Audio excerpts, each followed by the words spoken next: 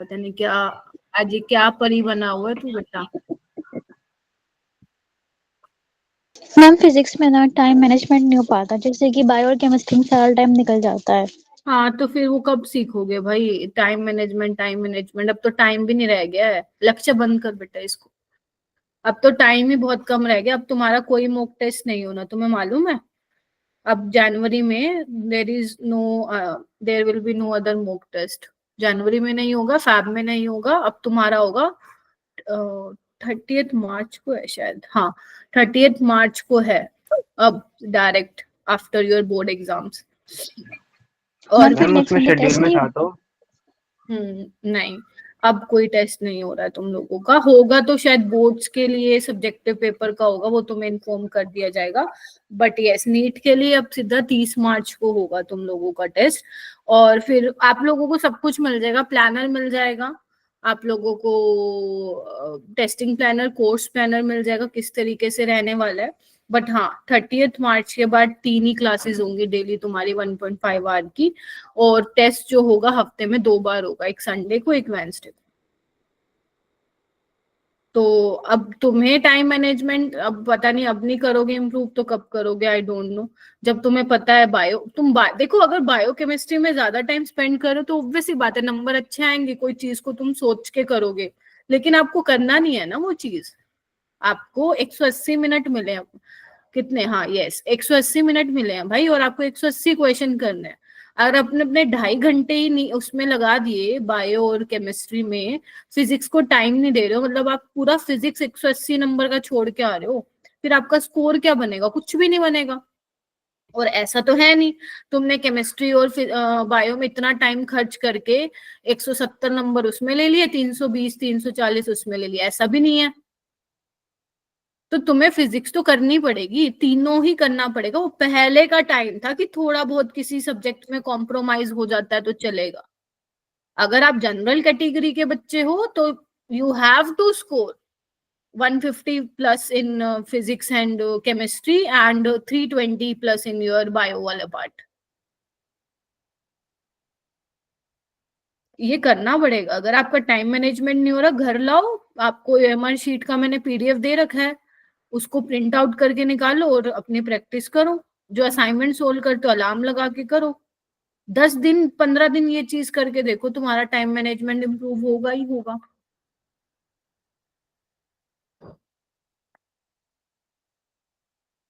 Physics में कोई 20 ma'am number ला रहा है कोई। हाँ लक्ष्य बोलो। मैम वो रिपोर्ट कब मिलेगी? हाँ वो बोल दिए बेटा स्नेह मैम को। तुमने शायद अभिषेक सर कह रहे हो, क्या नाम है सर का, हिमांशु सर। उनको उन्होंने बोल दिया है स्नेह मैम को कि भेज ओके दीजिए, मैम। भेज देंगे वो। ठीक है, भेज देंगे। मैम सॉल्यूशन भी नहीं आई अभी। हाँ जी बेटा। मैम सॉल्यूशन भी नहीं आई अभी। वो दोनों भेज देंगे। तो कल के टेस्ट से पहले सॉल्व, मतलब कल के डिस्कशन से पहले सॉल्व कर लेना, ठीक है। और फिर मैं कल वही अपना 6:45 से 7:45 का लूंगी, ठीक है। चलो स्टार्ट करते हैं फिर। ठीक है बच्चों, तो आज का जो अपना इस बार का टेस्ट सही गया, अच्छा ठीक है। चलो चलो चलो इधर ध्यान दो। आज का जो टॉपिक है वो अपना photo electric effect, de Broglie hypothesis और हाइजेनबर्ग अनसर्टेनिटी प्रिंसिपल। ये हम कंप्लीट है, वो कंप्लीट कराने की तो मैं कोशिश पूरा करती हूँ, और आज करेंगे, आज बैठे रहेंगे, तुम भी बैठो मैं भी बैठूंगी, ठीक है। इसको कवर करेंगे क्योंकि कल मैं पूरा टाइम दूंगी तुम्हें, कल नहीं परसों, उसमें क्वांटम नंबर में, ठीक है मेरा बेटा। तो फटाफट करते हैं। इजी टॉपिक है तीनों, तुम सबको पता है बहुत इजी टॉपिक है। 3-4 फॉर्मूले हैं जो यूज होते हैं। हाँ थोड़ा सा कॉन्सेप्चुअल वाला पार्ट मैं तुम्हें समझाना चाहती हूँ यहाँ पे, क्वेश्चन आप कर लोगे फिर, ठीक है। तो करने से पहले आप लोगों को दो दो क्वेश्चन मुझे करके दिखाने पड़ेंगे। पहला क्वेश्चन तुम्हारी स्क्रीन के ऊपर है, चलो ट्राई करो इसको मेरा बेटा, जल्दी जल्दी, चलो चलो शाबाश। तमन तबीयत ठीक है? तमन तमन यस मैम ठीक है। लग नहीं रही, ठीक है ओके जी।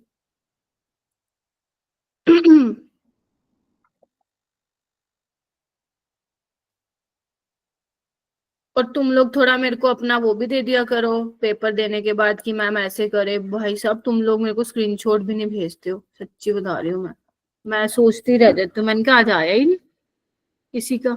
मैम मैंने भेजा था। हाँ बस लक्ष्य ने भेजा था, एक दो ने और भेजा था।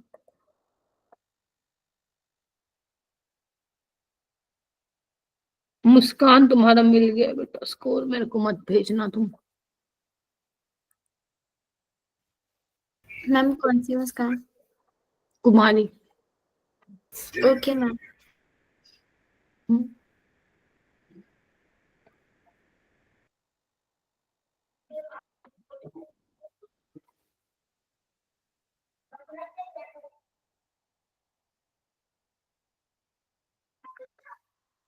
ओके, किस किस का हो गया? हैंड रेस करिए बेटा।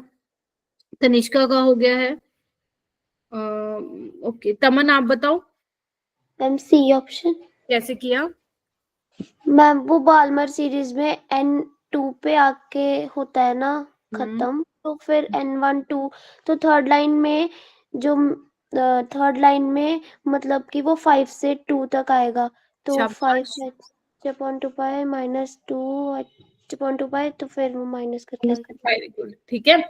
आपको बोला है चेंज कितना होगा एंगुलर मोमेंटम में जब इलेक्ट्रॉन ट्रांजिशन करेगा third line of Balmer series in lithium 2+। तो यस, थर्ड लाइन मतलब N1 तो फिक्स रहेगा बाल्मर सीरीज के लिए, थर्ड लाइन के लिए N2 क्या होगा 5, यानी कि इलेक्ट्रॉन 5 से 2 पे आ रहा है। तो 2 अगर इसके लिए मैं बताऊं एंगुलर मोमेंटम होगा 2h/2π, NH/2π होता है, और इसके लिए होगा 5h/2। तो आपको चेंज निकालना, तो चेंज कहाँ था कहाँ पे आया, तो 5h/2π - 2h/2π that is 3h/2π। ये वाला क्वेश्चन करो। एक असाइनमेंट और दूंगी आज। असाइनमेंट इसके टोटल तुम्हें 4 ही मिलेंगे आज। थर्ड असाइनमेंट, थर्ड या जो भी होगा फोर्थ शेयर कर दूंगी। आई गेस थर्ड होगा इसका। Energy of an electron in the first Bohr orbit of hydrogen atom इतना दिया हुआ है, it's energy in the third Bohr orbit is.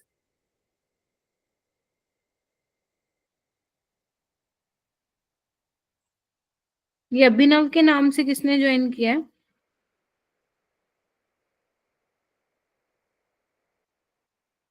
हुस्नवाज है क्या क्लास में?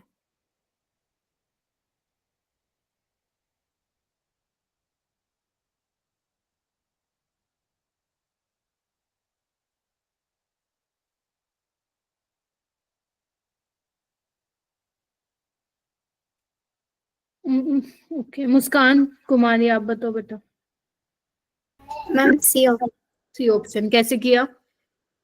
मैम जो हमारा रेडियस एनर्जी होती है वो इनवर्सली प्रोपोर्शनल होती है n² के, तो हमारी एनर्जी होगी -2.18 × 10⁻⁻8 इंटू z² तो n की वैल्यू पुट की 3, तो 3 का स्क्वायर 9।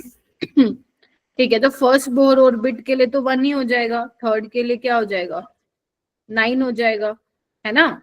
तो ये क्या आ जाएगा 9e3 is equal to -2.18 into 10⁻⁻18, तो E3 क्या आ जाएगा 1/9 ऑफ इनिशियल वैल्यू, यही है इनिशियल वैल्यू, तो ऑप्शन आ जाएगा। ये आया था जेई 2024 में, आया था अप्रैल शिफ्ट में। ठीक है, तो यस नीट रेलेवेंट क्वेश्चन अपन जेई मेंस के तो लगा ही सकते हैं, तो सी इसका आंसर हो जाएगा। ठीक है, चलो अब आ जाओ, अपन आते हैं फोटो इलेक्ट्रिक इफेक्ट पे। यहाँ पे ये मैंने टॉपिक है, वैसे तो बड़ा आसान है, बट हाँ कुछ 4-5 चीजें हैं जो इसमें मेरे को आपको बतानी है, बाकी आसान है टॉपिक।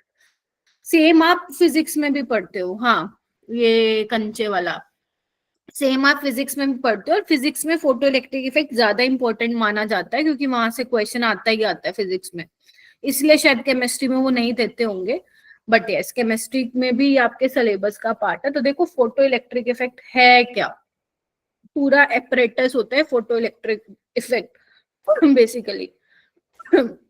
ठीक है, वहां पे आप वोल्ट वगैरह ये सब वोल्टेज वगैरह मेजर करते हो, वो आप फिजिक्स में शायद पढ़ते होगे, स्टॉपिंग पोटेंशियल वाला पूरा कॉन्सेप्ट। यहाँ पे आपको क्या सीखना है, फोटो इलेक्ट्रिक इफेक्ट। पहली बात तो होता क्या है, यहाँ पे सिंपल सी बात बोली है कि तुम्हारे पास एक मेटल सरफेस होगा, अगर कोई मेटेलिक सरफेस है, कोई भी मेटल, कॉपर का हो सकता है, सोडियम का हो सकता है, लिथियम का हो सकता है, आपको पता है मेटल के पास इलेक्ट्रॉन होंगे, तो अगर आप लाइट बॉम्बार्ड कराओगे ठीक है, रेडिएशन इंसिडेंट कराओगे। अब जो वो रेडिएशन आप इंसिडेंट करा रहे हो उसकी कुछ फ्रीक्वेंसी या वेवलेंथ होगी, गेटिंग माय पॉइंट। और जो आपका मेटल है उसका भी कुछ होगा, फ्रीक्वेंसी होगी, राइट, कुछ एनर्जी होगी, ठीक है। उसके फ्रीक्वेंसी को हम क्या बोलते हैं, थ्रेशोल्ड फ्रीक्वेंसी। अभी होगा क्या, ध्यान से देखो, मान लो जो आपने रेडिएशन इंसिडेंट कराई उसकी फ्रीक्वेंसी न्यू है, और जो मेटल का सरफेस है, जो भी आपने मेटल लिया है उसकी फ्रीक्वेंसी है न्यू नोट। अब आपको क्या करना है, आपको इतनी वो करनी है, भेजनी है फ्रीक्वेंसी की लाइट कि यहां से मेटल सरफेस से इलेक्ट्रॉन इजेक्ट आउट हो जाए, गेटिंग माय पॉइंट। अब ये कैसे होगा, मान लो कि तो तुम्हारा मेटेलिक सरफेस था, लेट से उसका जो थ्रेशोल्ड फ्रीक्वेंसी था, या मैं बोल दूं थ्रेशोल्ड एनर्जी था, लेट से थ्रेशोल्ड एनर्जी मैं बोल देती हूँ, वो था लेट से 5.1 इलेक्ट्रॉन वोल्ट। ये मैं एनर्जी की बात कर रही हूँ, बिकॉज तुम्हें पता है energy is directly proportional to frequency, ठीक है। इतनी एनर्जी थी, तो अब जो तुम लाइट इंसिडेंट करा रहे हो ना, उसकी एनर्जी या तो 5.1 होनी चाहिए या फिर उससे ज्यादा होनी चाहिए, गेटिंग माय पॉइंट। मान लो तुम डाल रहे हो 7 इलेक्ट्रॉन वोल्ट की एनर्जी, इसकी है 5 पॉइंट इलेक्ट्रॉन वोल्ट की, तो क्या यहाँ पे फोटो इलेक्ट्रिक इफेक्ट हो पाएगा? यस, यहाँ पे हो पाएगा, क्योंकि जो तुमने रेडिएशन इंसिडेंट कराई है, लाइट इंसिडेंट कराई है, उसकी एनर्जी थ्रेशोल्ड एनर्जी से बोलो ज्यादा है। दैट इज वाई हम थ्रेशोल्ड एनर्जी को डिफाइन ही ऐसे करते हैं कि minimum energy required to remove an electron from a metallic surface. तो अगर तुम 7 इलेक्ट्रॉन वोल्ट की एनर्जी दे रहे हो तो 5.1 तो यूज हो जाएगी इलेक्ट्रॉन को निकालने में, और अगर तुम इसको माइनस कर दोगे तो बाकी हुई जो एनर्जी होगी that will be convert into kinetic energy. Getting my point और नोट? क्या कॉन्सेप्ट क्लियर हो रहा है? Yes ma'am. Yes ma'am. यानी कि जो कंडीशन होनी चाहिए वो क्या होनी चाहिए, new is greater then new note, और न्यू क्या है तुम्हारी इंसिडेंट फ्रीक्वेंसी है, बोलो, और ये क्या है तुम्हारी थ्रेशोल्ड फ्रीक्वेंसी है, थ्रेशोल्ड फ्रीक्वेंसी। और अगर मैं वेवलेंथ लिखना चाहूं तो lambda is less than equal to lambda naught, बोलो क्या कहते हो? यस और यहाँ पे भी frequency is greater than equal to frequency, जो इंसिडेंट आप रेडिएशन फेंक रहे हो, बोम्बार्ड करा रहे हो, उसकी फ्रीक्वेंसी या तो थ्रेशोल्ड फ्रीक्वेंसी के बराबर होनी चाहिए या फिर उससे ज्यादा होनी चाहिए। और अगर मैं वेवलेंथ की टर्म्स में बात करूं तो ये क्या है तुम्हारी इंसिडेंट वेवलेंथ, मतलब जो तुमने रेडिएशन फॉल कराई है उसकी वेवलेंथ, और ये तुम्हारी क्या है मैक्सिमम हो जाएगी, हाँ मैक्सिमम वेवलेंथ है ये। अगर थ्रेशोल्ड फ्रीक्वेंसी मिनिमम एनर्जी है तुम्हारी बेसिकली, है ना, तो ये क्या हो जाएगी, एनर्जी अगर मिनिमम है तो वेवलेंथ क्या हो जाएगी, मैक्सिमम हो जाएगी। मैक्सिमम। ठीक है, पता चला कब इलेक्ट्रॉन निकल के बाहर फेंक जाएगा, और जो बाकी बची हुई एनर्जी है वो कन्वर्ट हो जाएगी तुम्हारी काइनेटिक एनर्जी में। तो यही डेफिनेशन है, बेशक तुम पढ़ भी सकते हो। Photoelectric effect may be defined as the phenomena of ejection of electron from the surface of metal when light of suitable frequency strikes it. Sorry. The electron thus ejected are called photoelectrons. तो जो electrons निकल रहे हैं उनको क्या नाम दे रहे हैं, ये फोटो इलेक्ट्रॉन्स नाम दे रहे हैं। और मेरा बेटा ऐसा नहीं है कि तुम लाइट फेंक रहे हो 2 मिनट इलेक्ट्रॉन भैया जी वेट करेंगे, हाँ भाई निकलूं कि नहीं निकलूं, जैसे ही तुमने लाइट फेंकी वो निकलेगा। There is no time lag between जो तुम इंसिडेंट लाइट फेंक रहे हो और जो इलेक्ट्रॉन का इजेक्शन हो रहा है। जो मैंने अभी एक लाइन बोली है ना, ये जेई 2024 का असर्शन रीजन का सवाल है। क्या बोला, फिर से रिपीट करूं, ऐसा नहीं है कि तुम लाइट इंसिडेंट करा रहे हो, इलेक्ट्रॉन थोड़ा वेट करेगा कि निकलू के नहीं, फेंकी निकला, फेंकी इजेक्शन हुआ, अगर उसको मिल गई है एनर्जी भाई साहब इतनी, निकल जाएगा। ये नहीं कि पहले कुछ खाएगा पिएगा फिर निकलेगा, ठीक है। जैसी लाइट हुई इसने ट्रांसफर करी अपनी एनर्जी इलेक्ट्रॉन को, ले निकल गया, ठीक है। और जितनी ज्यादा तुम फ्रीक्वेंसी की लाइट भेजोगे उतनी ही काइनेटिक एनर्जी ज्यादा होगी। क्या बोला मैंने? जितनी ही तुम फ्रीक्वेंसी की लाइट भेजोगे या जितना ही तुम ताकतवर फोटोन भेजोगे, यानी कि जितना ही तुम्हारा फोटोन की जितनी ज्यादा एनर्जी होगी, या यू कैन से जितनी फ्रीक्वेंसी होगी, उतनी ही काइनेटिक एनर्जी होगी। यानी कि काइनेटिक एनर्जी किस पे डिपेंड कर रही है? Frequency of light radiated on metal surface. लेकिन कितने नंबर ऑफ फोटो इलेक्ट्रॉन्स निकलेंगे वो किस पे डिपेंड कर रहा है? वो फ्रीक्वेंसी पे डिपेंड नहीं करता है कि कितने नंबर ऑफ निकलेंगे, 1000, 2000, 1 करोड़, 2 करोड़। वो डिपेंड करता है इंटेंसिटी पे। जितनी ज्यादा इंटेंसिटी की तो तुम लाइट दोगे, मतलब जितने तुम फोटोन्स डालोगे, उतने ही फोटो इलेक्ट्रॉन्स बाहर निकलेंगे। लेकिन प्रोवाइडेड कि जो तुम फोटोन्स भेज रहे हो, ध्यान से सुन लो, जो तुम फोटोन्स भेज रहे हो उसकी फ्रीक्वेंसी थ्रेशोल्ड फ्रीक्वेंसी से मैच होनी चाहिए। पता चले तुम तो भाई साहब ऊपर से 1000 फोटोन फेंक रहे हो, लेकिन एक की भी फ्रीक्वेंसी मैच नहीं करी मेटल के थ्रेशोल्ड फ्रीक्वेंसी से, फिर काहे निकलेगा इलेक्ट्रॉन? नहीं निकलेगा। कॉन्सेप्ट क्लियर हुआ? क्या क्या लाइनें बताई? यस एक बार मैं बोल रही हूँ, फिर से मैं रिपीट कर रही हूँ। पहली चीज है फोटो इलेक्ट्रिक इफेक्ट होता क्या है? जब तुम लाइट रेडिएट इंसिडेंट करा रहे हो मेटेलिक सरफेस पे, अगर इलेक्ट्रॉन का इजेक्शन हुआ तो फोटो इलेक्ट्रिक इफेक्ट वहां पे होता है। उसके लिए कंडीशन ये है कि फेंकी हुई लाइट की फ्रीक्वेंसी थ्रेशोल्ड फ्रीक्वेंसी के या तो बराबर होनी चाहिए या फिर ज्यादा होनी चाहिए। वेवलेंथ में उल्टा हो जाएगा, because you know frequency is inversely proportional to wavelength. ठीक है। काइनेटिक एनर्जी कितनी ज्यादा होगी? ऑब्वियस सी बात है, जितनी ज्यादा तुम फ्रीक्वेंसी की फेंकोगे लाइट, है ना, उतनी ज्यादा काइनेटिक एनर्जी होगी। कितने नंबर ऑफ फोटो इलेक्ट्रॉन्स निकलेंगे? It will not depend on frequency of light you radiate, but it will depend on the intensity of light. और intensity क्या है? Number of photons है। तो ये लाइन मैं लिखवा दूंगी, पहले इसका एक्सप्रेशन लिखो। तो यहाँ पे क्या है? एनर्जी ऑफ स्ट्राइकिंग फोटोन, या you can say incident energy, minus phi क्या है मेरा बेटा? यहाँ पे वर्क फंक्शन है, यहाँ पे मैं लिख देती हूँ, दिस इज इंसिडेंट एनर्जी। ध्यान से समझना, कॉन्सेप्ट समझो, बाकी तो कुछ नहीं है टॉपिक। और ये क्या अपना क्या बोलते हैं, वर्क फंक्शन, जिसको तुम क्या बोलते हो? थ्रेशोल्ड एनर्जी बोलते हो मेरा बेटा, बोलो। Yes ma'am. अभिषेक जी, लक्ष्य, पीयूष, ठीक है क्या? Yes ma'am. होना नहीं है, ठीक है। और ये किसके बराबर होगा? मैक्सिमम काइनेटिक एनर्जी के। बात सही नहीं है क्या? यही तो मैंने बताया। अगर मान लो तुम 6 इलेक्ट्रॉन वोल्ट की एनर्जी दे रहे हो और जो मेटल है उसकी एनर्जी है 5, तो बचा कितना? 1। वो कन्वर्ट हो जाएगा किसमें? Kinetic energy. 5 तो यूज हो जाएगी इलेक्ट्रॉन निकलने में, और बाकी जो बचेगी वो स्पीड होगी फिर, यानी कि काइनेटिक एनर्जी। क्लियर हुआ? अब एनर्जी क्या होता है मैम? एच न्यू होता है। वर्क फंक्शन क्या होगा? वो भी एनर्जी है, तो वो भी एच न्यू होगा। लेकिन डिफरेंशिएट करने के लिए मैं यहाँ पे न्यू नोट लगा लेती हूँ ताकि पता चले this is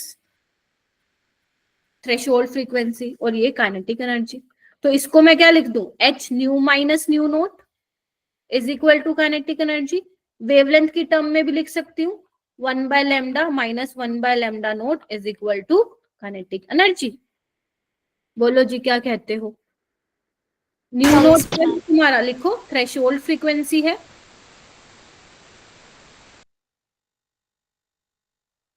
frequency naught energy.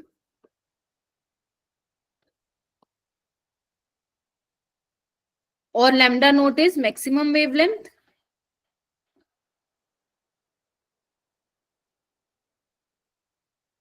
ठीक है, ध्यान रखिएगा, कंडीशन पेपर में आ सकती है। मैंने तुम्हें काफी क्वेश्चन भी दिए इसके जैसे। हो जाएगा इतना? Yes ma'am. Yes ma'am. ठीक है, ओके, नेक्स्ट पॉइंट पे चलते आओ। ये पॉइंट पहला है जो भी मैंने तुम्हें बताया था जब मैं फर्स्ट स्लाइड पे थी, कॉन्सेप्ट समझा रही थी। अभी बोला कि फॉर अ पर्टिकुलर मेटल, ध्यान से सुन लो, हर पर्टिकुलर मेटल के लिए एक थ्रेशोल्ड फ्रीक्वेंसी एग्जिस्ट करेगी अगर फ्रीक्वेंसी थ्रेशोल्ड फ्रीक्वेंसी से कम होगी तो इलेक्ट्रॉन भैया जी बाहर नहीं निकलेंगे। नहीं मैटर करता कि तुमने कितने इंटेंसिटी ज्यादा दी और कितनी इंटेंसिटी कम दी और कितने टाइम तक दी, समझे? Intensity is directly proportional to number of photons, यानी कि नहीं मैटर करता तुम 1000, 2000, 3000 फोटोन्स फेंक रहे हो, कितने टाइम तक फेंक रहे हो, 1 घंटा, 2 घंटा, 3 घंटा, अगर उसके फ्रीक्वेंसी थ्रेशोल्ड फ्रीक्वेंसी से मैच नहीं हुई तो वहां पे फोटो इलेक्ट्रिक इफेक्ट नहीं होगा। तो ये कहता है तुम्हारा पहला पॉइंट। क्लियर हुआ? Yes yes ma'am. Yes ma'am. Second point पे आओ। सेकेंड पॉइंट कहता है the maximum kinetic energy photo electrons की होगी वो डिपेंड करेगी, यानी कि डायरेक्टली प्रोपोर्शन होगी frequency of the incident radiation, but it is independent of its intensity. Clear है? Yes ma'am. Very good. Yes ma'am. ये था सेकंड पॉइंट, यही बन के आता है सेशन रीजन में अगर आना हुआ तो क्वेश्चन। थर्ड पॉइंट देखो, थर्ड पॉइंट बोल रहा है number of photo electrons emitted per second is directly proportional to intensity of the incident radiation but does not depend on its upon its frequency. थोड़ा सा देखो क्या लिखा हुआ है इसमें।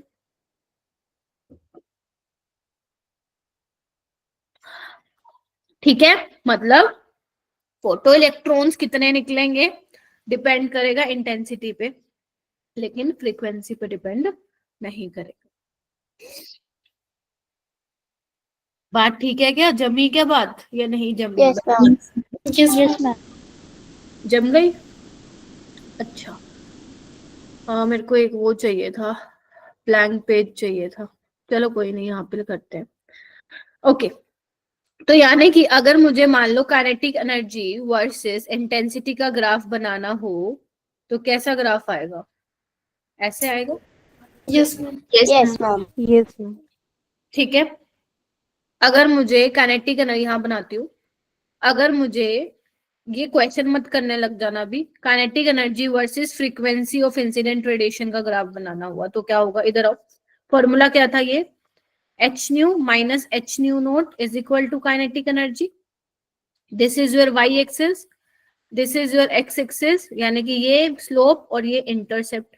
इंटरसेप्ट इज नेगेटिव, तो इस तरीके से कुछ बनेगा ग्राफ। देखो एक बार, अगर समझाना चाहूं थोड़ा, ये देखो। देखो इंटरसेप्ट क्या हो जाएगा तुम्हारा? h nu naught, बोलो। Yes ma'am. स्लोप तो पॉजिटिव ही है बट नेगेटिव इंटरसेप्ट के लिए, तभी ये इस पे कट कर रहा है। तो ये कब होगा? काइनेटिक एनर्जी वर्सेस फ्रीक्वेंसी के बीच में जब तुम ग्राफ प्लॉट करोगे। तो काइनेटिक एनर्जी इंटेंसिटी पे डिपेंड नहीं करती है, पहली पॉइंट। काइनेटिक एनर्जी फ्रीक्वेंसी पे डिपेंड करती है, सही बोला है ना? 2 point. Intensity, number of photo electrons कितने निकलेंगे, that will depend on intensity. ठीक है, और अगर मान लो मेरे को इंटेंसिटी वर्सेस, या मैं बोलूं यस, इंटेंसिटी वर्सेस फ्रीक्वेंसी का ग्राफ बनाना हो, डिपेंड करेगा? No ma'am. नहीं करेगा। No ma'am. ठीक है, तो ये इतना तुम्हें कॉन्सेप्ट अगर क्लियर है बहुत है, ज्यादा इंपॉर्टेंट टॉपिक है नहीं फोटो इलेक्ट्रिक इफेक्ट, बस इतना ही ध्यान रखना। और जो मैं क्वेश्चन करा रही हूँ वो देख लो एक बार। पहला क्वेश्चन है तुम्हारी स्क्रीन पे, electrons are emitted with the zero velocity, समझ गए? From a metal surface when it is exposed to radiation of wavelength इतने angstrom, calculate threshold frequency and work function. निकालना क्या है सबसे पहले वो लिखो। पहले मेरा बेटा निकालना क्या है, या दे क्या रखा है वो लिख लो। आपको क्या दी हुई है? वेवलेंथ दी हुई है, ठीक है। और साथ में एक चीज बोली हुई है जीरो वेलोसिटी। जीरो वेलोसिटी का मतलब क्या है? काइनेटिक एनर्जी जीरो है भाई साहब। Yes ma'am. यानी कि जो तुमने रेडिएशन फॉल कराई वो सिर्फ उतनी ही एनर्जी थी जितनी चाहिए थी इलेक्ट्रॉन को निकालने के लिए, यही मतलब हुआ। तो यानी कि E5 के बराबर हो गया, यानी कि अपनी energy, incident energy threshold energy के बराबर हो गया। तो h न्यू नोट के बराबर हो जाएगा बस। और ये क्या हो जाएगा? लैम्डा नोट के बराबर हो जाएगा, बोलो। Yes ma'am. तो तुम्हें क्या निकालना है? थ्रेशोल्ड फ्रीक्वेंसी निकालनी है। थ्रेशोल्ड फ्रीक्वेंसी दिस, तो म्यू नोट क्या हो जाएगा, सी बाय लैम्डा नोट, निकल नहीं जाएगा। सी तुम्हें मालूम ही है 3 × 10⁸ मीटर पर सेकेंड। क्या लैम्डा नहीं मालूम है क्या, ये दे ही रखा है, ध्यान रखना ये रेडिएशन वाला है लेकिन वो बराबर ही है उसके। तो 6800 × 10⁻10 मीटर। बोलो क्या कहते हो। Yes ma'am. तो फ्रीक्वेंसी आ जाएगी। और वर्क फंक्शन कैसे निकालोगे, मैम एच से मल्टीप्लाई करके। H C by lambda naught. बोलो, यस एच पता होगा, सी पता होगा, लैम्डा नोट आप निकालना क्या था वैसे। ओके तो ओके, लैम्डा नोट दे ही रखा है वैसे भी, निकल जाएगा। Yes ma'am. Yes ma'am. चलूं आगे, बताओ किसी को यहाँ पे कोई प्रॉब्लम है तो। इसके क्वेश्चन नीट में इसलिए भी ज्यादा नहीं आते क्योंकि कैलकुलेशन थोड़ी सी इसकी लेंदी होती है, बट अगर आना हुआ तो फिर थोड़ी सी आसान कैलकुलेशन वो करके दे देगा, टेंशन उसकी है नहीं। चलूं, हो जाएगा। Yes yes ma'am. Question number 2 करते हैं, तुम करो, चलो ट्राई एक बार। पहले तो फॉर्मूला लिखो अपनी नोटबुक में, क्या लगाएं, जो जो दे रखा है वो लिखो।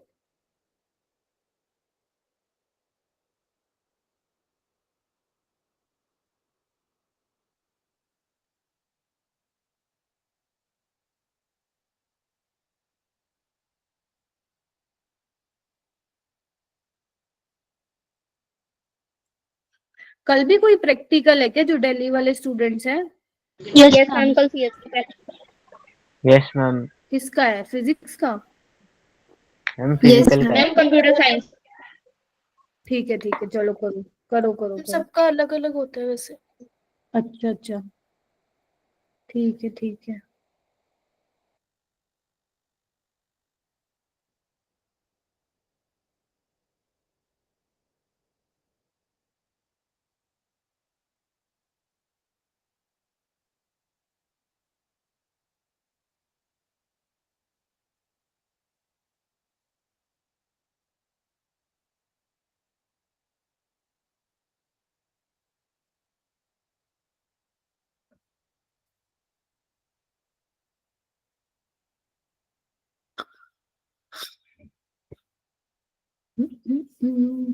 इस चैप्टर के बाद केमिकल बॉन्डिंग स्टार्ट करेंगे, ठीक है।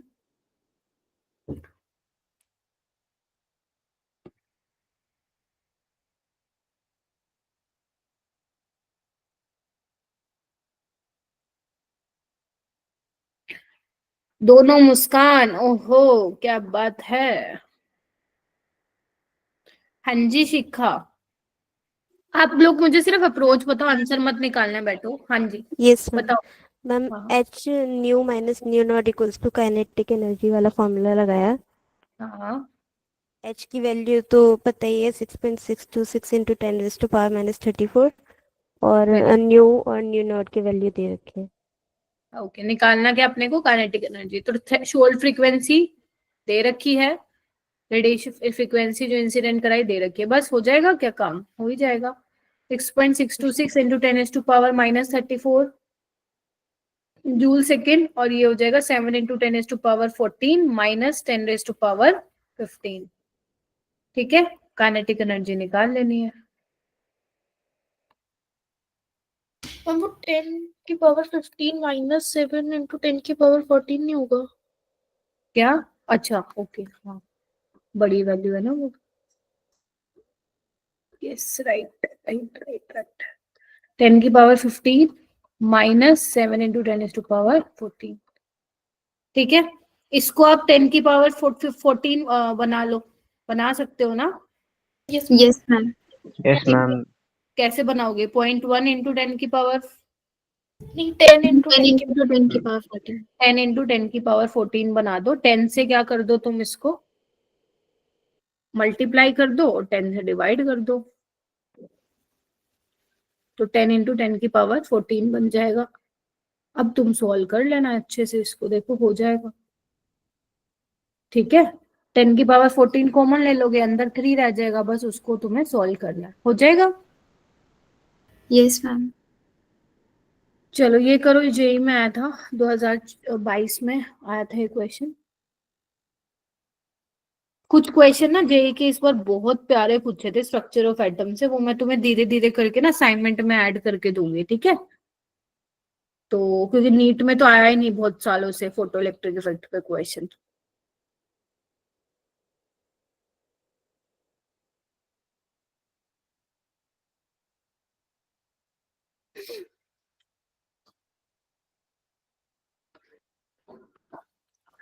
obtain the maximum wavelength इतनी की for which just electron ejection, okay, with just electron for the metal is just ejected, okay।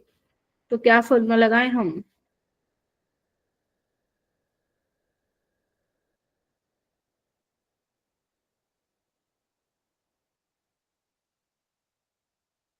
चलो जी दे क्या रखा है, वर्क फंक्शन दे रखा है हमें, फाई दिया हुआ है, क्या फॉर्मूला होता है बताओ? HC पे is equal to HC by lambda naught. ठीक है, तो ये निकालना, एच पता है तुम लोगों को, मैम बहुत अच्छे से पता है, यही तो पता है बस। 3 × 10⁸ मीटर पर सेकेंड, लैम्डा नोट, अच्छा वो तो निकालना है, और ये दे रखा है। अरे ये तो बहुत ही आसान कर दी ना इसने कैलकुलेशन, ये तो कैंसिल ही कर दो तुम, बस आंसर निकाल लेना। 3 × समथिंग आ जाएगा पावर में, 10 की पावर 23 +8 +19 कर लेना, कितना आ जाएगा? 23 6 या 7, ठीक है ठीक है, इसको सॉल्व कर लेना, आपका आंसर आ जाएगा। ऐसे क्वेश्चन आ सकते हैं आसान से। ये वाला क्वेश्चन करो, अरे ये तो मेरा फेवरेट क्वेश्चन है, ये तो बहुत ही पसंद है। ये क्वेश्चन ना कराऊं इनकम्प्लीट सा लगता है, फोटो इलेक्ट्रिक इफेक्ट। करो इसको, अब मत बोल देना मेरे को तुम लोग अप्रैल के महीने में मैम नहीं आता स्ट्रक्चर ऑफ एटम, फिर तो मैं कहूंगी ये देखो लेक्चर पढ़े क्यों नहीं आए थे क्लास में। तो जिसका जो भी रहता है आप अपना टाइम, आई नो थोड़ा टाइम भी ऐसा है, ये थोड़ा बोर्ड्स का प्रेशर है, बट थोड़ा थोड़ा टाइम निकाल के कर लेना अपना इस हिसाब से।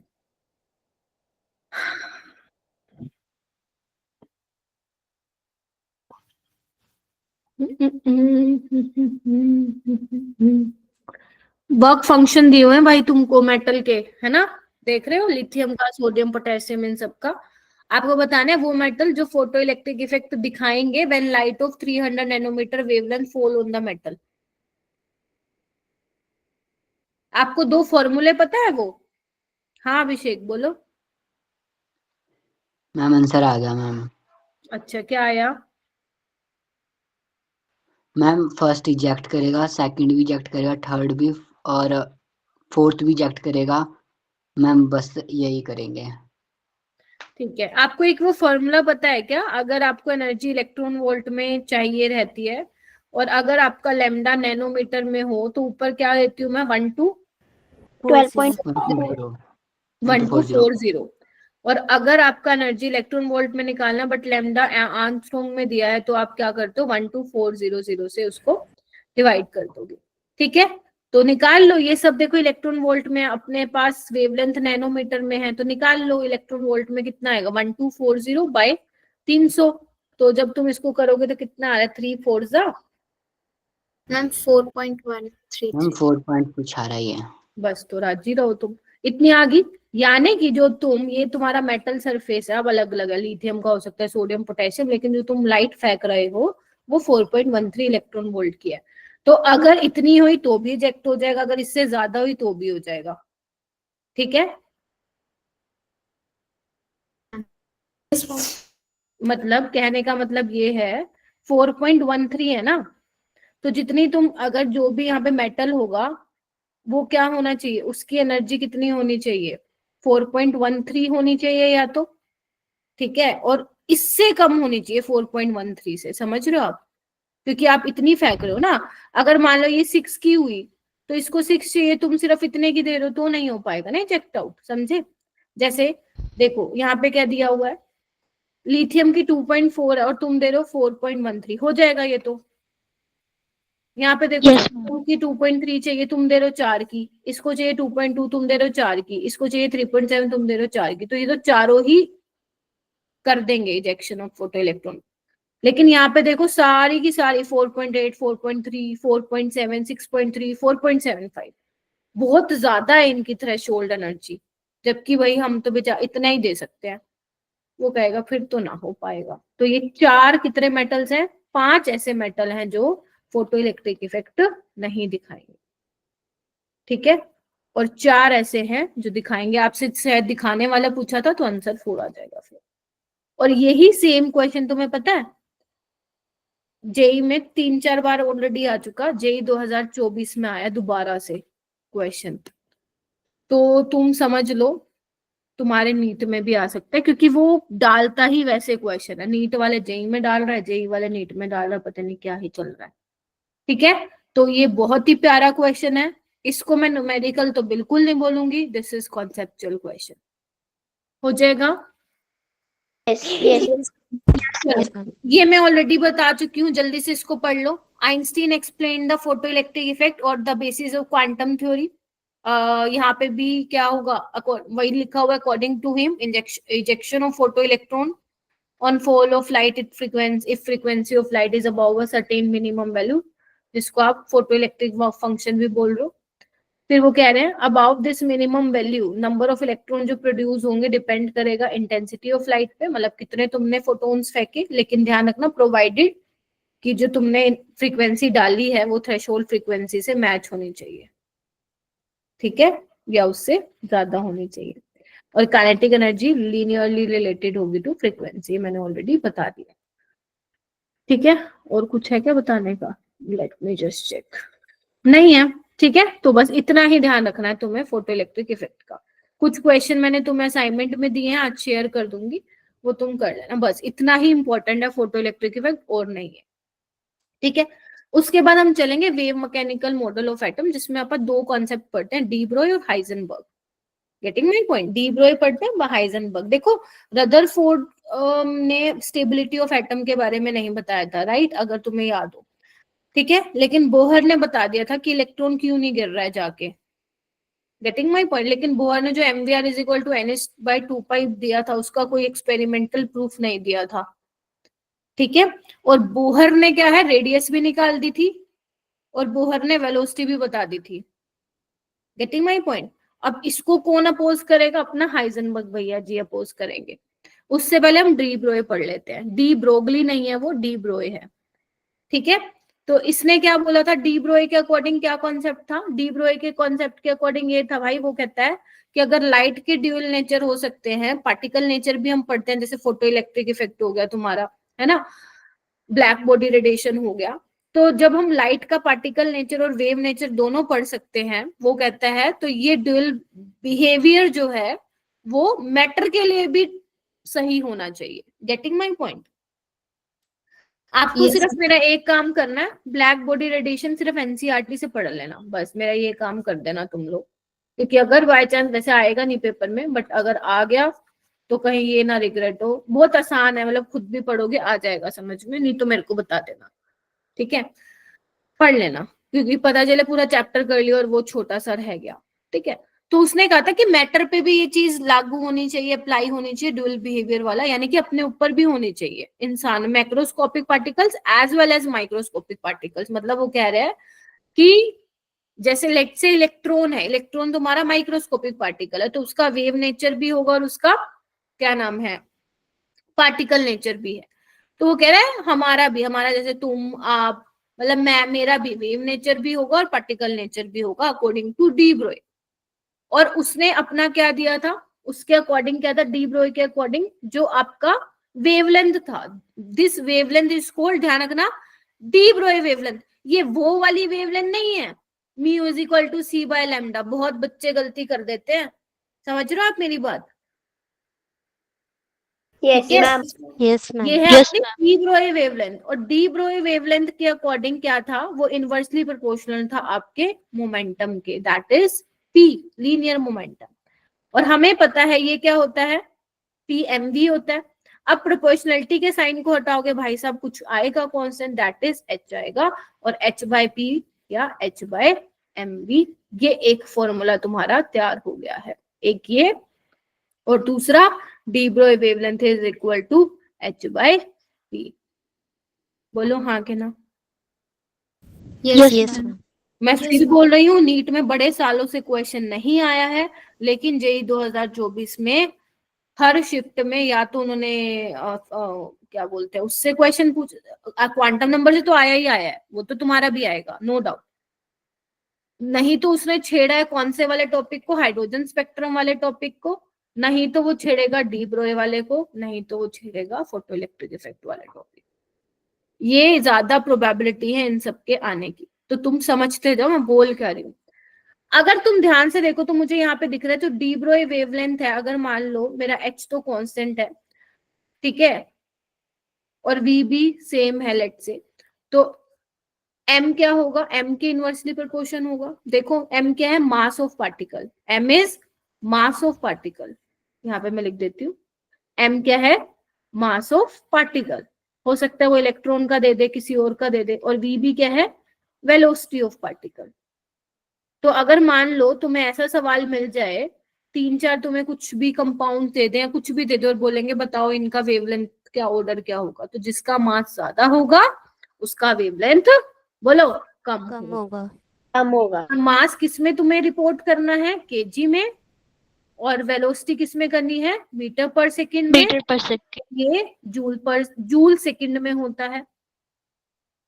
Getting my point. और तुम्हें अगर मालूम हो, फिजिक्स में पढ़ा हो, तो जूल केजी मीटर स्क्वायर पर सेकंड स्क्वायर होता है, ध्यान से देखो। तो एक बार बताओ, अगर तुम जूल को केजी मीटर स्क्वायर पर सेकंड स्क्वायर ले लेते हो तो देखना क्या होगा, KG metre per second, second को मैं ऊपर ले जाती हूँ तो देखना क्या हो जाएगा, ऊपर ले जाओ यहाँ पे, एक सेकंड, केजी मीटर स्क्वायर पर सेकंड, और एक ये सेकंड भी है तो ये भी कैंसिल हो जाएगा, तो देखो किस में आ जाएगा, वेवलेंथ मीटर में आ जाएगा। ठीक है, तो mass should be in KG, velocity is in metre per second, और एच तो जो दे रखा है आपको मालूम ही है। ठीक है जी, तो वेवलेंथ आ जाएगा तुम्हारा मीटर में। अब देखो यहाँ पे क्या लिखा हुआ है, it is clear from the above equation that the value of lambda decreases on increasing either m और v और बोथ। देख रहे हो, अगर तुम मास को बढ़ाओगे तो भी लैम्डा घटेगा, वेलोसिटी को बढ़ाओगे तो भी घटेगा, और अगर दोनों को बढ़ाओगे तो भी लैम्डा डिक्रीज होगा। यानी कि कहने का मतलब ये है कि अगर तुम मेरा मास पुट करते हो वहां पे, या बड़े किसी microscopic body like aeroplane, cricket ball, तो वेवलेंथ उस केस में बहुत कम आएगी कि आप मेजर नहीं कर पाओगे because of their high mass. ठीक है जी, yes that is why de Broglie hypothesis नाम तभी तो दिया उसको। एप्लीकेबल तो है ये मैक्रोस्कोपिक और माइक्रोस्कोपिक के लिए, लेकिन सिग्निफिकेंस किसका है, सिर्फ सिग्निफिकेंस किसके लिए है, माइक्रोस्कोपिक पार्टिकल्स के लिए। ठीक है मेरा बेटा, बोलो। Yes ma'am. Yes ma'am. अब कुछ फॉर्मूले हो जाए, या उससे पहले फॉर्मूले कौन कौन से, चलो लिखवा देती हूँ। पहला तो है lambda is equal to H by M V, ठीक है। दूसरा है lambda is equal to H by P. उसके अलावा आप लोगों को पता है काइनेटिक एनर्जी होता है हाफ एम बी स्क्वायर, ठीक है। बोलो, एक काम करते हैं, दोनों साइड क्या करते हैं, हाँ बोलो बोलो बोलो बोलो, कुछ कह रहे हो? नहीं मैम, गलती से हो गया। ठीक है, okay. Half M V square, एक काम करते हो, मैं m से मल्टीप्लाई कर देती हूँ और m से डिवाइड कर देती हूँ, तो क्या बन जाएगा, ध्यान से देखना।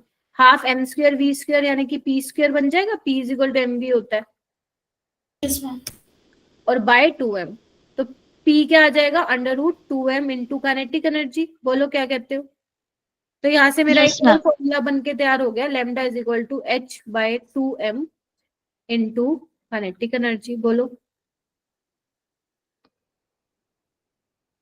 अगर m मास ऑफ इलेक्ट्रॉन है तो काइनेटिक एनर्जी हो जाएगी इलेक्ट्रॉन की। और मैं क्या लिख सकती हूँ काइनेटिक एनर्जी को, अगर मान लो लेट से आपका इलेक्ट्रॉन है, ठीक है, अगर वो कैरी करके चल रहा है चार्ज Q और आप पोटेंशियल V उसको अप्लाई कर रहे हो, तो क्या हो जाएगा kinetic energy, 2m into Q into V. बोलो, यस मैम। EV भी करके लिख सकते हो आप, ठीक है। तो ये आपके कुछ फॉर्मूलेज यहाँ पे बन जाते हैं। बोलो, Yes, ma'am. एक चीज और ध्यान रखना, मैंने according to D Broglie electron का वेव नेचर भी होगा और पार्टिकल नेचर भी होगा। लेट से इलेक्ट्रॉन है, इस ऑर्बिट में घूम रहा है, तो अगर उसका वेव नेचर कंसिडर करूंगी तो ऐसे ऐसे होगा। बोलो वेव बन रही है, देखो ध्यान से, ठीक है। अब ये इलेक्ट्रॉन ऑर्बिट का चक्कर काट रहा है, सर्कुलर ऑर्बिट, तो सरकमफ्रेंस क्या होता है 2 पाई आर। तो क्या होगा, जो सरकमफ्रेंस होगा that is 2 pi R is equal to integral multiple of lambda होगा। अब n क्या है, नंबर ऑफ ऑर्बिट, वही बराबर होगा नंबर ऑफ वेव्स के। जैसे यहाँ पे नंबर ऑफ वेव्स कितने हैं, 1 2 3 4 5 6, तो n क्या है यहाँ पे मेरा बेटा, कहाँ पे, यहाँ लिख देती हूँ, n क्या है, नंबर ऑफ ऑर्बिट, और ये किसके बराबर होगा, नंबर ऑफ वेव्स के।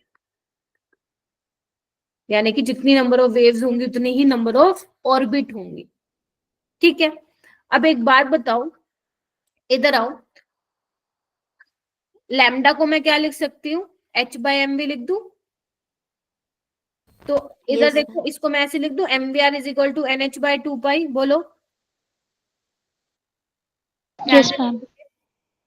यानी कि बोहर नहीं बता पाया था कि mvr is equal to nh/2 pi कैसा है, जबकि डी ब्रोए ने बता दिया, समझे।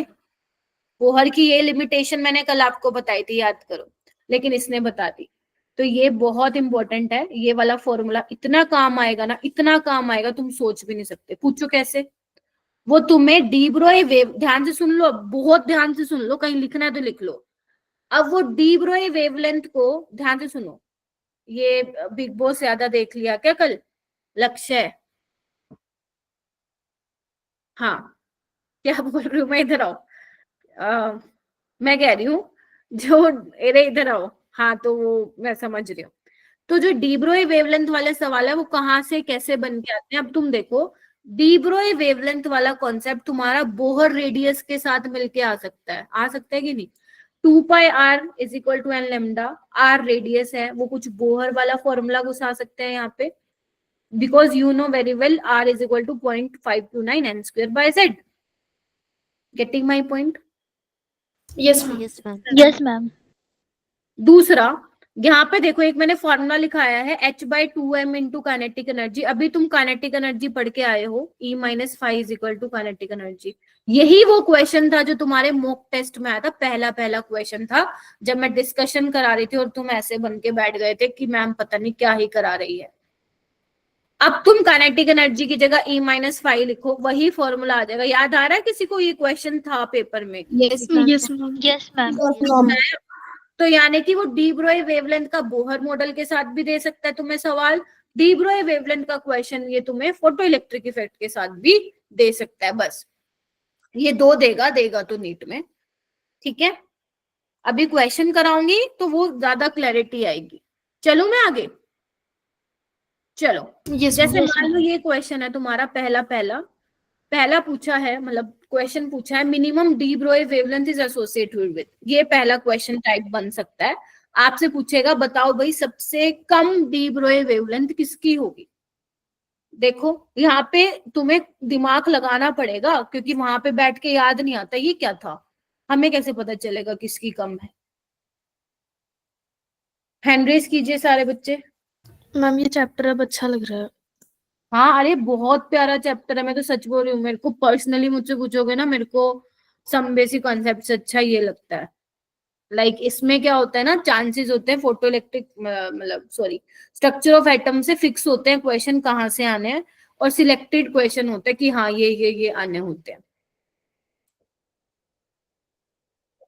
यस, लक्ष्य आप बताओ।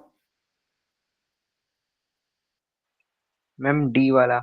डी वाला, तुम्हें कुछ नहीं करना, जस्ट चेक करो मास किसका ज्यादा है। तुम्हें सबको दिख रहा है 64 आएगा इसका, तो जिसका मास सबसे ज्यादा उसका डी ब्रोए वेवलेंथ सबसे कम। और ध्यान रखना, एग्जामिनर का दिमाग घूमेगा तो वो तुमसे ग्राफ भी बनवा के पूछेगा, लैम्डा वर्सेस मास का ग्राफ क्या बनेगा, वेलोसिटी का ग्राफ क्या बनेगा, ठीक है। तो तुम्हें पता होना चाहिए रिलेशन, क्योंकि जब तक तुम्हें रिलेशन नहीं मालूम होगा आप ग्राफ नहीं ड्रॉ कर पाओगे, ठीक है। Yes ma'am. ये वाला करो, ये सबसे सिंपल क्वेश्चन है। ये पहले बहुत आते थे, अभी नहीं आ रहे हैं कुछ टाइम से। The de Broglie wavelength of a tennis ball, तुम्हें मास दे रखा है, बोल रखा है भाई साहब इस वेलोसिटी से वो मूव कर रहा है। हैंड वाला तुम्हारा खराब हो गया क्या लक्ष्य? अच्छा, बस आपको डी ब्रोई वेवलेंथ लगाना है, बस यहाँ पे फॉर्मूला चिपका के आ जाना है तुम्हें, और कुछ भी नहीं करना तुम्हें, फॉर्मूला चिपका के आ जाना है। और तुम अगर नीट के प्रीवियस ईयर क्वेश्चन देखोगे, बस यही टाइप के क्वेश्चन पूछे हुए हैं डी ब्रोई वाले उससे। फॉर्मूला लगा दे पीयूष, क्या फॉर्मूला लगाऊं बेटा? Ma'am H by M V. Very good, H by M V, लेकिन ध्यान रखना 6.63 इंटू 10⁻⁻34 जूल सेकेंड, और मास केजी में ले लेना, ठीक है, और वेलोसिटी मीटर पर सेकेंड में दे ही रखी है, ठीक है, निकल जाएगा।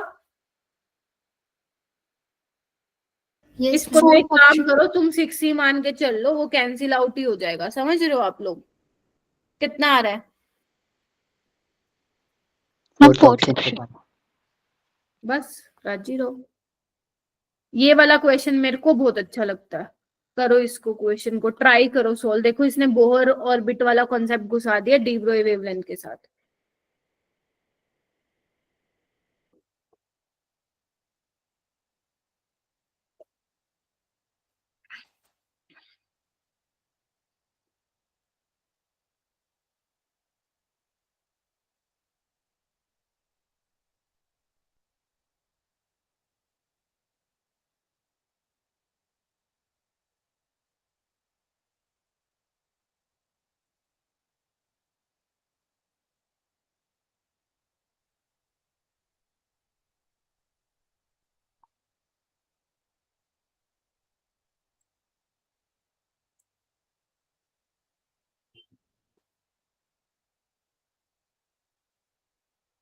शाबाश, करो करो।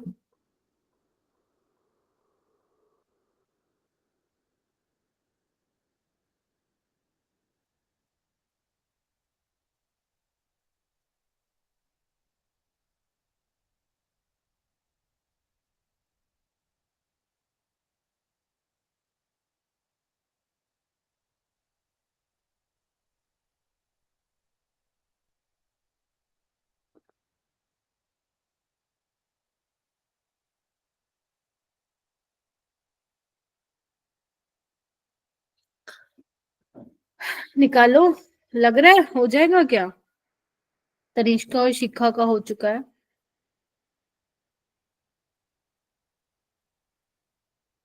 मुस्कान आ रहा है समझ में? दोनों मुस्कान, काजल, खुशी, यस मैम, हो गया। नैना, नाजो, सन्ना जी, सन्ना, सन्ना बहुत टाइम बाद आए हो ना आप? दीप्ति, अंशिका,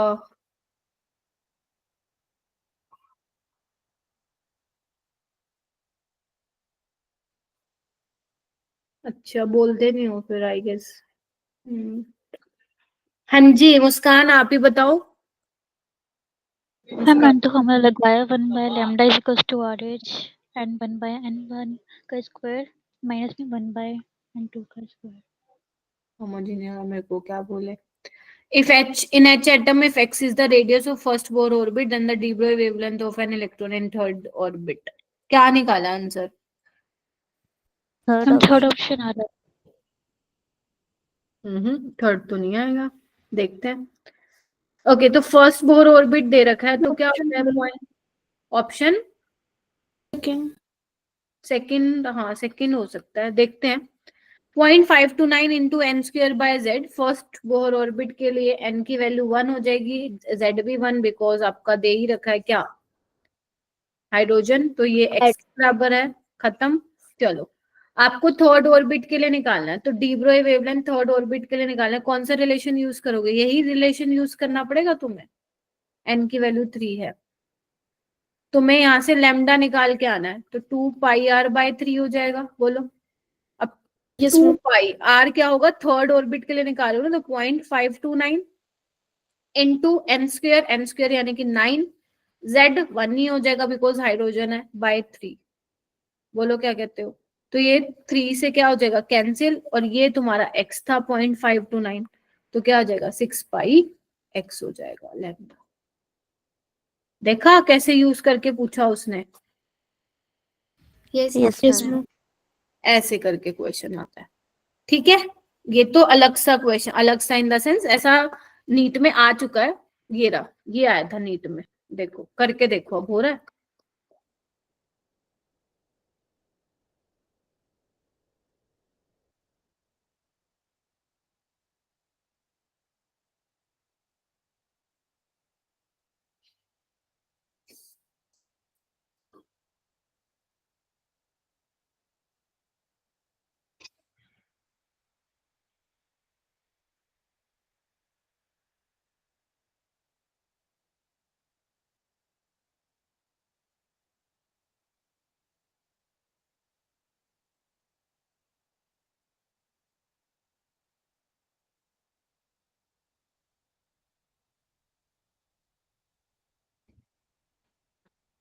आराम से करो, हो जाएगा।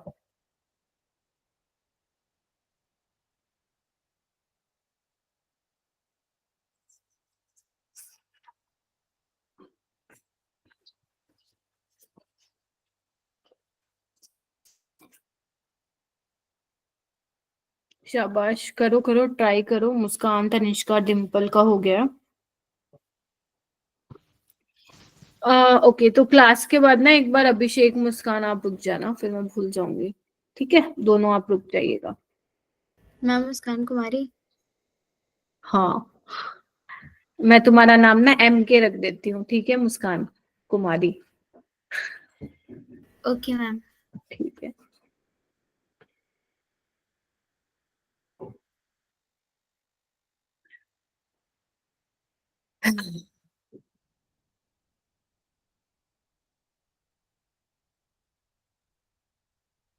हाँ मुस्कान, MK बताएगी, MK बताओ।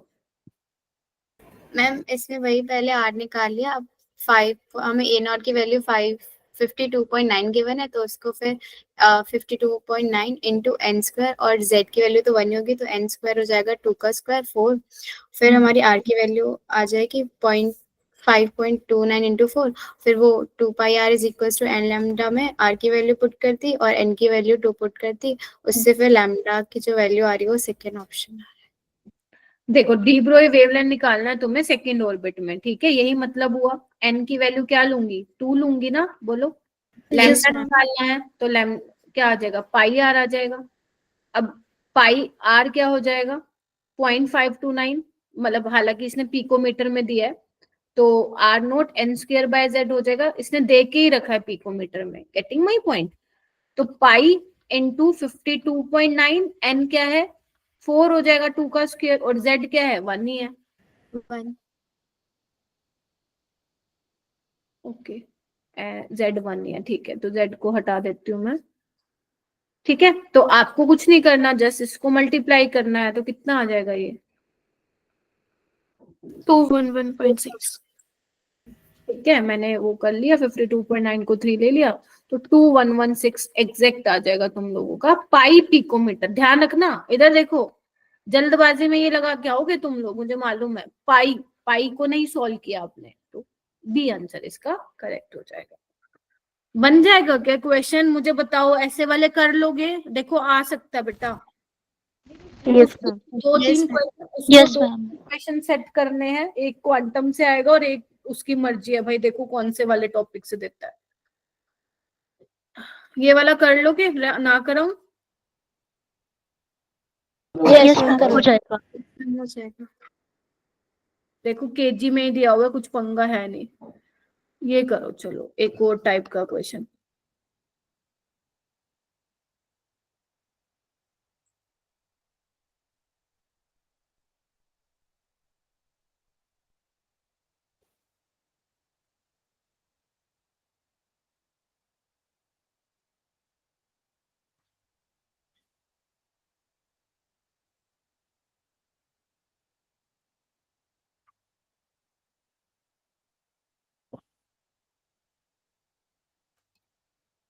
फिर उसके बाद हाइजेनबर्ग करेंगे फटाक से और खत्म करेंगे इसको, कल के लिए मम्मी रखें। बोलो बोलो बोलो। ड्यूटेरियम और अल्फा पार्टिकल का मास तो सेम ही होता है ना? नहीं, अल्फा पार्टिकल का तो 4 होता है ना। अच्छा, ड्यूटेरियम का 2 होता है। हाँ हाँ हाँ हाँ।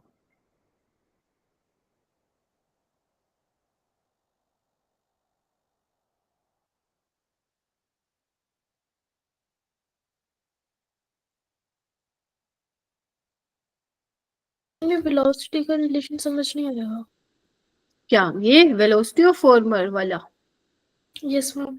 फॉर्मर का मतलब है ड्यूटेरियम के लिए यूज कर रहे हैं फॉर्मर वाला वर्ड, और लेटर कर रहे हैं अल्फा पार्टिकल, क्योंकि पहले ड्यूटेरियम लिखा हुआ है ना, फिर आपका अल्फा लिखा हुआ है।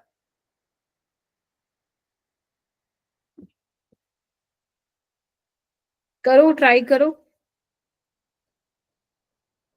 लक्ष्य कहाँ गया? मैम मैं कर रहा हूँ। ठीक है, वेरी गुड। मुस्कान, दोनों मुस्कान, तनिष्का, तमन, अभिषेक जी की होया, काजल, पीयूष, साक्षी। एक तो बच्चे इतने कम आते हैं ना इस टाइम पे, छोना बस। चलो जल्दी करो। तमनप्रीत चलो बताओ भाई कैसे करेंगे, आ जाओ। मैम जो लैम्डा है ना वो मास मतलब मैटर वाले के लिए h/mv होता है ना, तो वो इनवर्सली प्रोपोर्शनल होता है मास और वेलोसिटी के। तो जो ड्यूटेरियम का मास है वो 2 टाइम्स है मास, और अल्फा पार्टिकल का मास है 4 टाइम्स।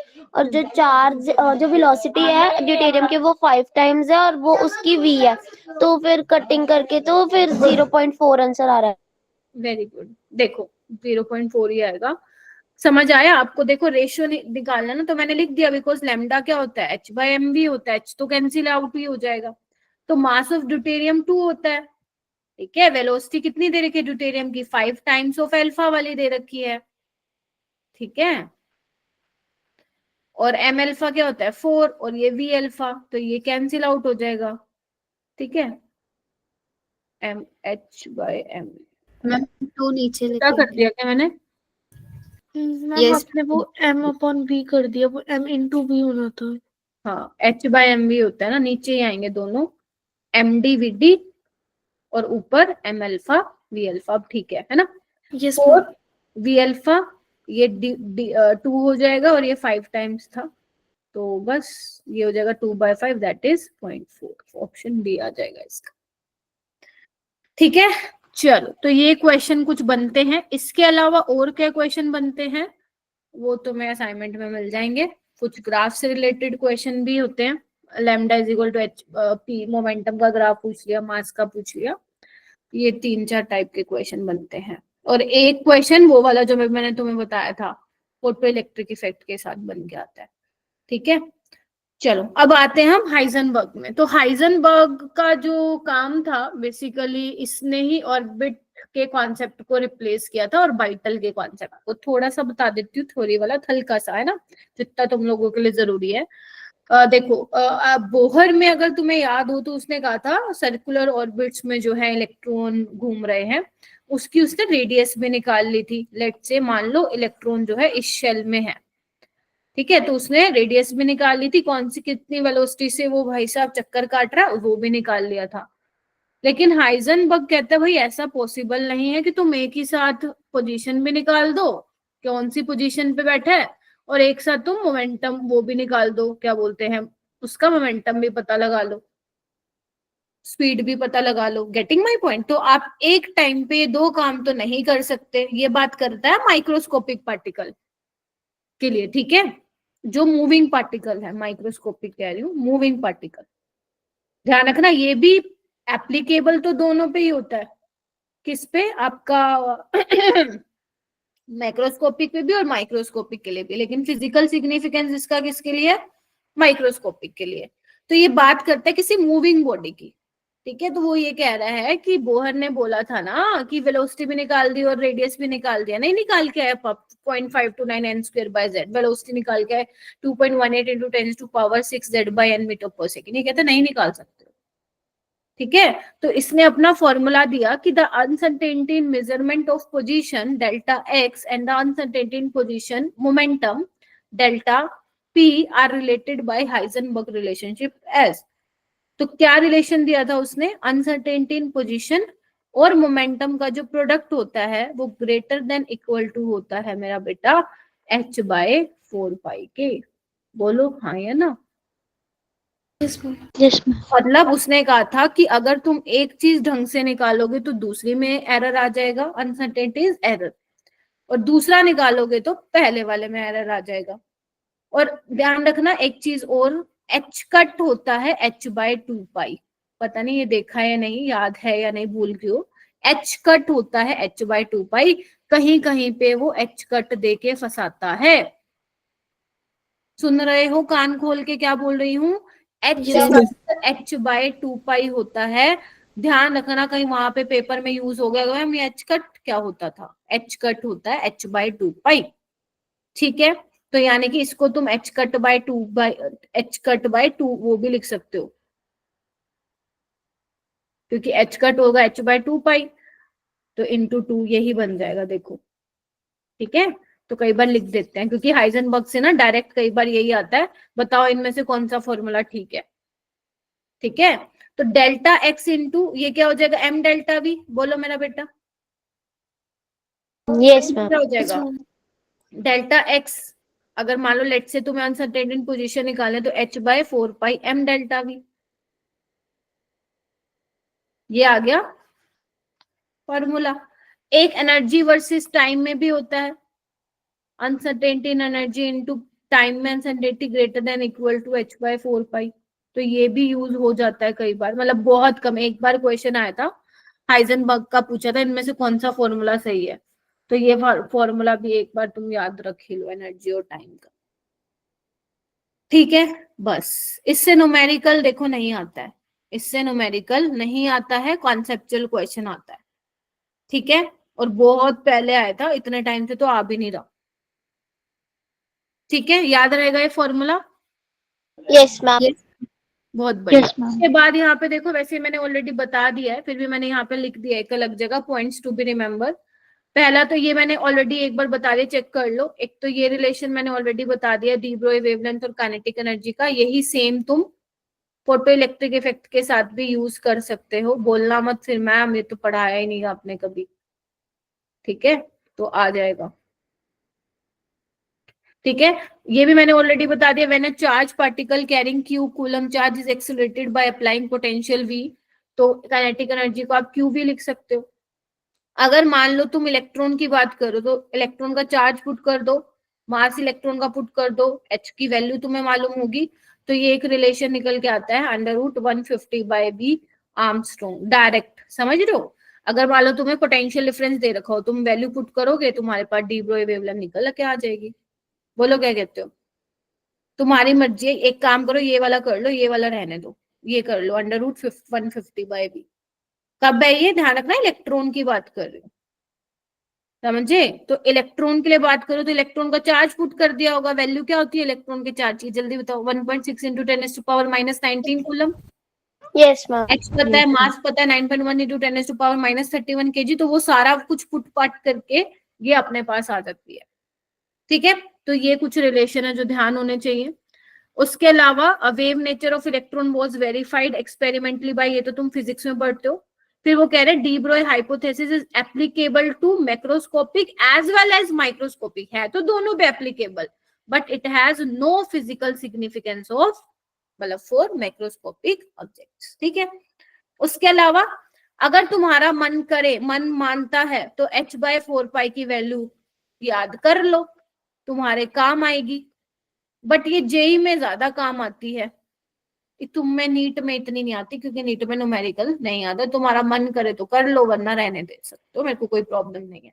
ठीक है, ये थोड़ा सा ध्यान रख सकते हो। 3.14 को अगर मान लो क्वेश्चन बाय चांस मान लो आ जाए, मुश्किल उसको पेपर सेट करना हुआ थोड़ा कैलकुलेशन वाला, तो 3.14 को 3 ले लेना, ताकि नीचे 12 बन जाए। समझ रहे हो, ऐसे थोड़ा सा आसान हो सकता है क्वेश्चन। बाकी तुम्हारा मन करे कर लो, बट मन ना हो तो नहीं भी कर सकते हो। ठीक है, देखो जैसे ये वाला क्वेश्चन देखो, आपको बोला है अनसर्टेनिटी इन पोजीशन दे रखी है, मास दे रखा है उसका, पार्टिकल का वेलोसिटी में निकालनी है। क्या तुम फॉर्मूला नहीं लगा सकते क्या? लगाओ, चलो फॉर्मूला लगाओ। बस 10 मिनट और लूंगी क्लास। फॉर्मूला याद होना चाहिए, नहीं सपने में भी कोई पूछे तो। डिम्पल फॉर्मूला बताओ क्या होगा?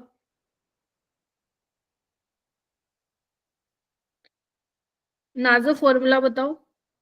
साक्षी, नाजो, कोई अपना माइक अनम्यूट करो फटाफट। मैम इसे केजी में चेंज करना पड़ेगा ना, ग्राम को? किसको? इसको? यस मैम, मास को। कर लेना।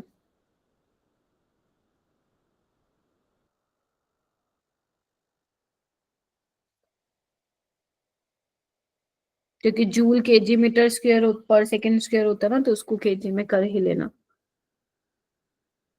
हाँ, क्या होगा फॉर्मूला तनिष्का? मैम इसका होगा delta X into M delta V is equals to H upon 4 pi. 4 pi, आपको वेलोसिटी निकालनी है तो h/4 पाई m डेल्टा एक्स। अब देखो 6.6 ले लो जूल सेकेंड। 4, इसको मैं 3 ले लेती हूँ, है ना, एक बार कैलकुलेशन थोड़ी आसान कर लेते हैं। और देखो आ जाएगा आंसर भी। और मास कितना दे रखा है? इतना 0.25 इंटू 10⁻³ kg। और अपने पास वेलो और क्या दिया हुआ है? ओके,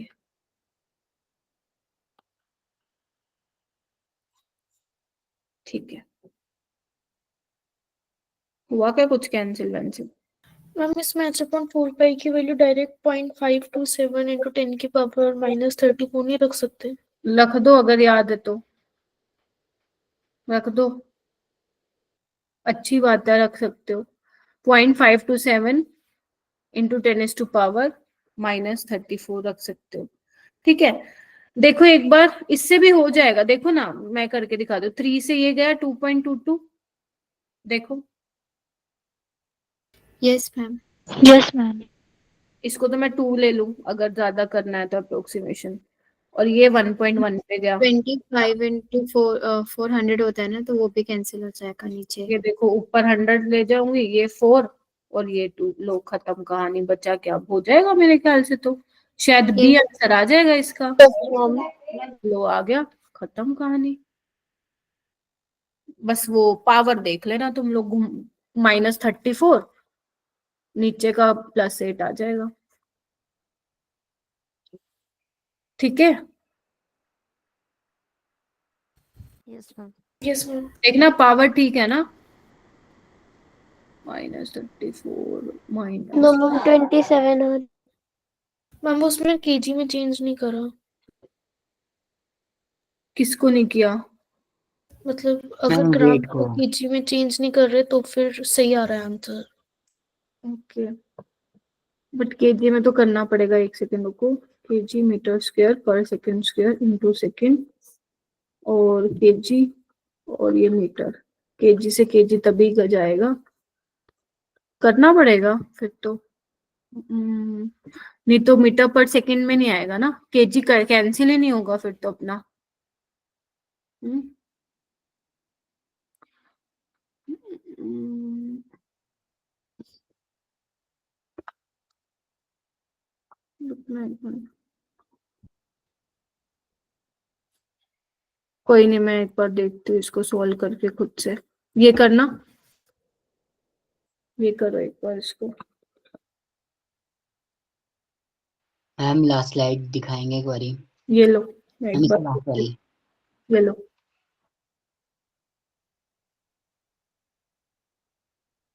हो गया? Yes ma'am. ये वाला करो, मैं उसको सॉल्व करती हूँ।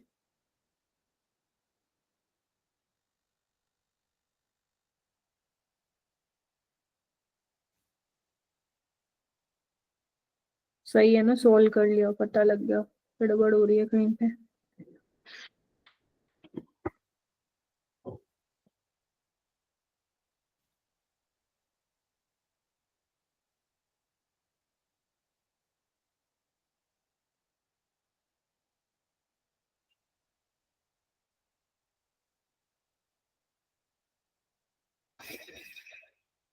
केजी में तो होएगा चेंज।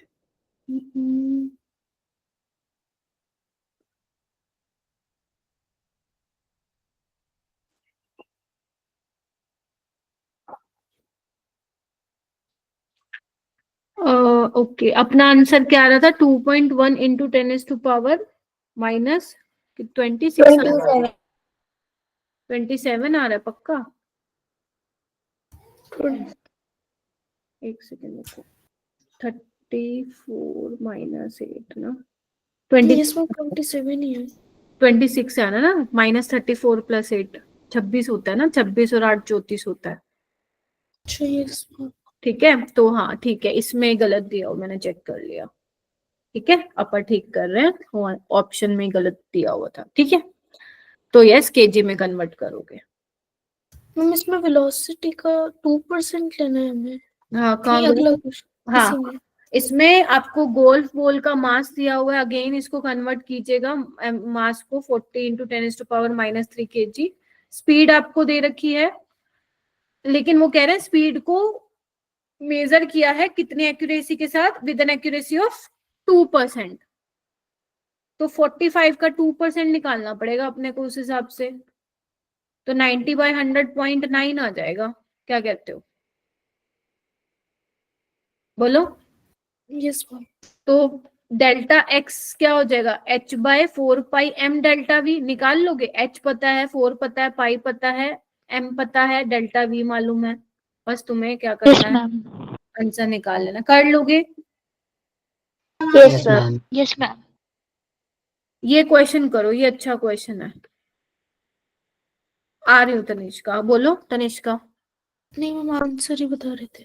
ये वाला बहुत, इसके ना साल पे मत जाना, ये बहुत प्यारा क्वेश्चन है, प्यारा, बहुत प्यारा क्वेश्चन है, और ये दोबारा भी आ सकता है तुम्हारे पेपर में, 200% आ सकता है। 2008 का क्वेश्चन, अच्छा काफी क्वेश्चन है। चलो फटाफट से करते हैं। लक्ष्य, ये कैसे करोगे ये वाला क्वेश्चन?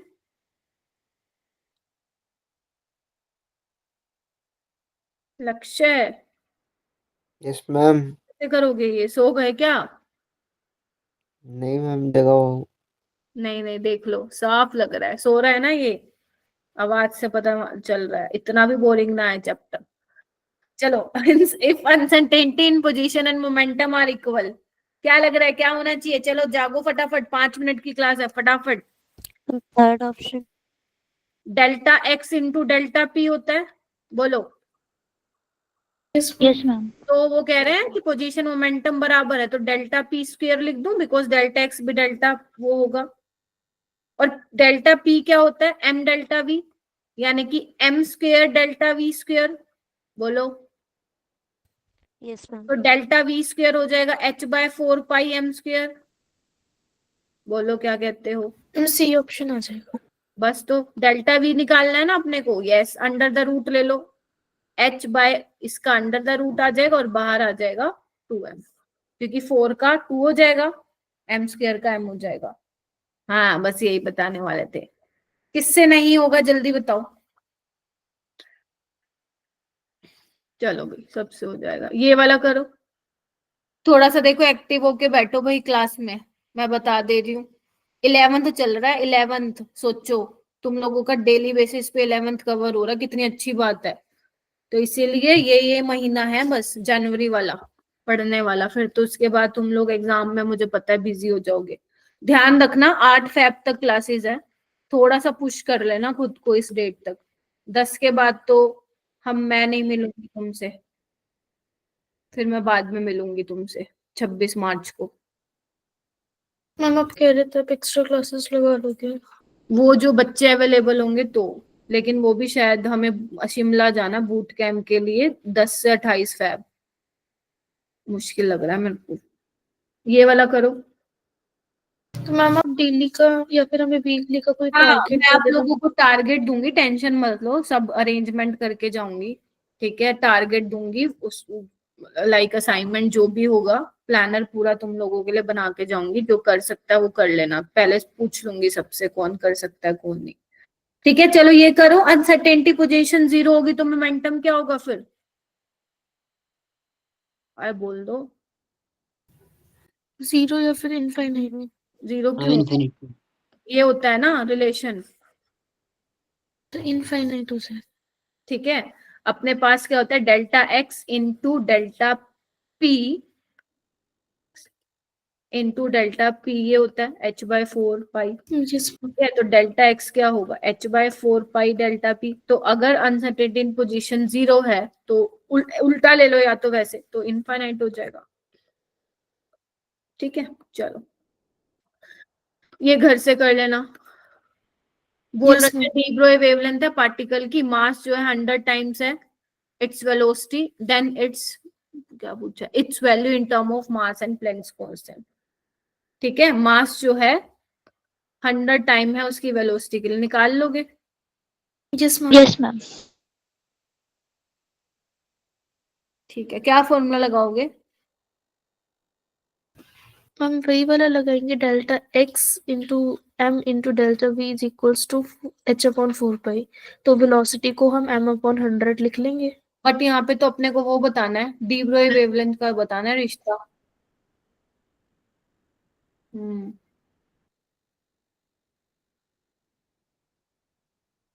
और पहली बात है यहाँ पे ये नहीं बोला हुआ, इसने बोला हुआ है if the de Broglie wavelength of a particle जिसका मास m है वो 100 टाइम है इट्स वेलोसिटी। समझ रहे हो आप? तो lambda is equal to h/mv वाला फॉर्मूला लगेगा यहाँ पे। Yes yes ma'am. हाइजेनबर्ग वाला नहीं लगेगा यहाँ पे, उसका तो काम ही नहीं है यहाँ पे कुछ। ठीक है, तो इसको सॉल्व करना नेक्स्ट क्लास में, फिर इसको क्वेश्चन लूंगी मैं रिवीजन असेसमेंट में। ठीक है, यस मैम। ओके इसके मैम। अलावा wavelength of electron waves in two orbit is 3:5, the ratio of kinetic energy will B.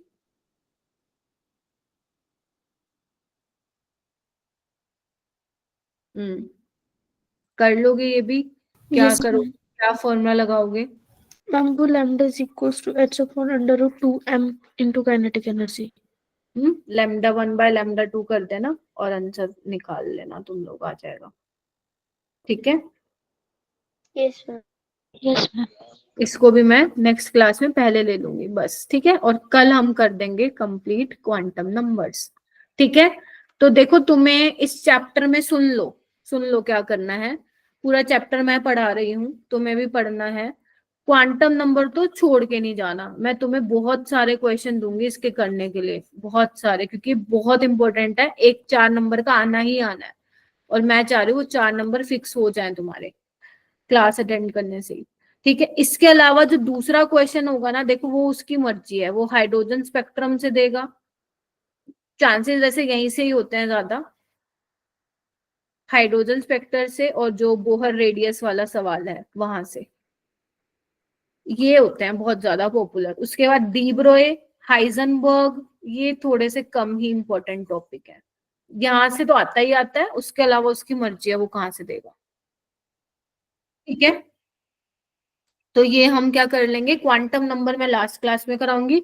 अब तुम्हारा काम क्या है, तुम्हारा काम है जितना मैंने कराया है, जिसका जो रहता है, तुम्हारे प्रैक्टिकल चल रहे हैं उसको भी आई नो ध्यान देना है, और एक मैं असाइनमेंट दूंगी वो आप करके आओगे। ठीक है, मैंने ऑलरेडी कितने असाइनमेंट शेयर कर दिए स्ट्रक्चर ऑफ एटम के, 2 कर दिए ना शायद, या 3? Yes yes ma'am. Ma'am. Ma'am 2 दो कर हो रहे गए। हैं। 2, एक आज करूंगी, 3 और एक कल, मतलब टोटल 4 असाइनमेंट मिलेंगे, एक और आज दे रही हूँ। ठीक है, उसको आप कर लेना। ठीक है, ओके मैम। एक बार दीपक कह रही हूँ, हाँ दीपक ने हैंड रेज किया हुआ, आ रही हूँ दीपक। और क्या नाम है, मुस्कान और अभिषेक रुक जाओ एक बार, है ना।